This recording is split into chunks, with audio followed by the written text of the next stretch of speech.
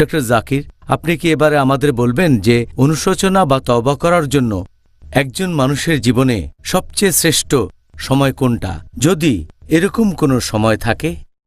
আল্লাহ পবিত্র কোরআনে বলেছেন সূরা নিসা অধ্যায় নম্বর 4 আয়াত নম্বর 17 যে আল্লাহ তাদের তওবা কবুল করবেন যারা ভুলবশত খারাপ কাজ করে থাকে, আর তারা যেন তাড়াতাড়ি তওবা করে। নিশ্চয় আল্লাহ সুবহানাহু ওয়া তাআলা পরম দয়ালু এবং তিনিই সর্বজ্ঞানী ও প্রজ্ঞাময়। এখন পবিত্র কোরআনের এই আয়াতের একটা ব্যাখ্যা দিয়েছেন মুজাহিদ আল্লাহ মুসলিম। তিনি বলেছেন যে ভুলবশত খারাপ কাজ মানে যে কোনো পাপ জেনে বা না জেনে করেন, যদি সেই পাপের পথ থেকে ফিরে না আসেন তাহলে সেটা ভুলবশত। তার মানে আল্লাহ তাআলা সব গুনাহ ক্ষমা করবেন যদি সেই লোক তাড়াতাড়ি তওবা করে।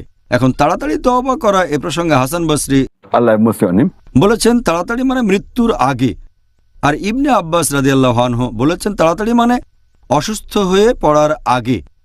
এটা উল্লেখ করা হয়েছে আমাদের নবী সাল্লাল্লাহু আলাইহি ওয়াসাল্লামের একটা হাদিসে, এটা আছে তিরমিজিতে বুক অফ সাপ্লিকেশনস হাদিস নম্বর 3537, যে আল্লাহ সুবহানাহু ওয়া তাআলা তার বান্দার তওবা কবুল করবেন যতক্ষণ না সেই বান্দার মৃত্যু ঘণ্টা বাজে, তার মানে যতক্ষণ না তার মৃত্যুর সময় উপস্থিত হয়। সে যদি জীবনের শেষ সময়ে উপস্থিত হয়, মৃত্যুশয্যায় থাকে, শুধুমাত্র তখন আল্লাহ তওবা কবুল করবেন না, এর আগে কেউ তওবা করলে তিনি কবুল করবেন। তাই এ ব্যাপারে বিশেষজ্ঞগণ সবাই একমত যে পবিত্র কোরআনে সূরা নিসা অধ্যায় 4 আয়াত 17তে তাড়াতাড়ি মানে আমরা তওবা করব মৃত্যুর আগে।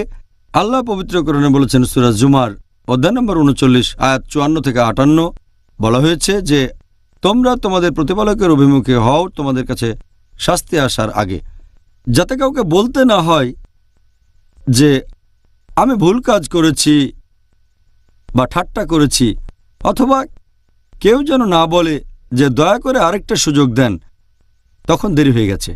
আল্লাহ বলেছেন কোরআনে সূরা মুমিনুন অধ্যায় নম্বর 23 আয়াত 99 ও 100 যে যখন সময় শেষ হয়ে যাবে, যখন কারো মৃত্যু উপস্থিত, তখন সে বলে হে আল্লাহ সুবহানাহু ওয়া তাআলা আমাকে আরেকটা সুযোগ দেন, তখন আল্লাহ বলবেন দেরি হয়ে গেছে, তাদের আর কোনো সুযোগ দেওয়া হবে না। তাহলে তওবা করার সময় হচ্ছে যদি কেউ ভুলবশত পাপ করে যত তাড়াতাড়ি সম্ভব তওবা করতে হবে, আর ইনশাআল্লাহ আল্লাহ সুবহানাহু ওয়া তাআলা নিশ্চয়ই তাকে ক্ষমা করে দেবেন।